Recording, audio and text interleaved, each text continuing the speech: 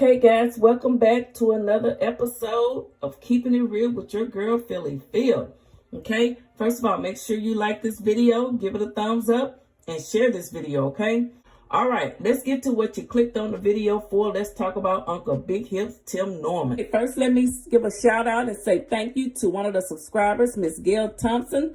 She left in the comments and told me to go check out the latest update from Channel 5 on your side in St. Louis. Thank you, Gail. That's right. You guys, if you see something out there and I haven't reported on it yet, please let me know. Hit me up. Email me at keepingitrealwithphillyphil@yahoo.com or leave it in the comments and say, hey, sis, you need to go check on this. Give us an update. Your girl misses it sometimes. You know, I'm trying to keep up as quick as I can. And there's a lot of other bloggers out there who are doing a great job. And I watch those as well. You know, hey, your girl can always get a few tips. And some of them have already reported on this. That's right there on it. Well, I'm going to go ahead and give you my version of it, okay? So, according to Channel 5 on your side in St. Louis, the Sweetie Pie star Tim Norman, who has been accused in the murder for hire plot, is back in federal custody, and he's in St. Louis. It says James Timothy Tim Norman, 41, was charged with conspiracy to use interstate commerce facilities in the commission of a murder for hire resulting in the death, and that would be in the death of his nephew, Andre Montgomery Jr. We know him as Dre from the hit Sweetie Pie series, okay? All right, guys.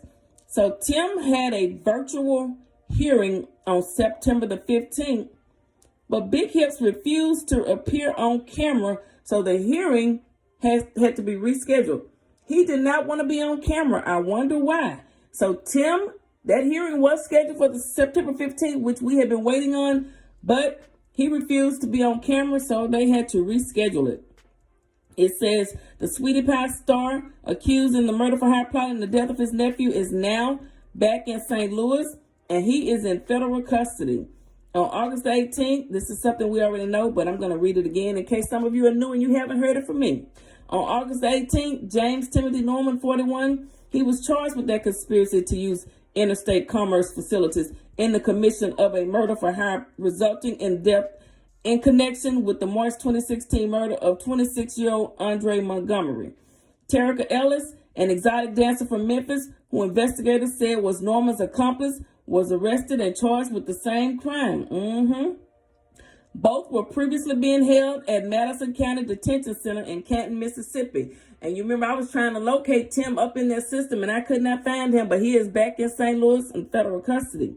According to a spokesperson for the U.S. Attorney's Office of Eastern Missouri, Norman had a virtual hearing on September 15th, but he refused to appear on camera, so the hearing will have to be rescheduled. A date has not been set. Ellis's virtual hearing was held on Monday. She will return to court on September the 25th for a contested detention hearing. A spokesperson said he was not aware of what Ellis was contesting. Probably wants a bail so she can get out of there. She dropped some dimes and give up some more names and let us know who actually shot Dre. They might let her out. Andre Montgomery's murder. Montgomery was killed by gunfire at 3964 Natural Bridge Avenue in the city of St. Louis on March 14, 2016, around 8 p.m. Yeah, we all know this. It's very tragic. You know, the day that Andre was taken from us, Norman and Ellis had bought and activated those temporary cell phones, you know, at the same store, and then they communicated all day. This is what court documents said. Ellis also used the cell phone to communicate with Montgomery, Dre, to learn his whereabouts, and as soon as she did, she lured him outside and let Big Hips know where he was, okay? Immediately after learning where Dre was located, and I'm just, summarizing this. She then called Big Hips and said, hey, probably we found him. Here he is. And bam. What happened next? Montgomery was then taken from us. Okay, that's what happened. Ellis' phone location information placed her in the vicinity of the murder at the time of the homicide.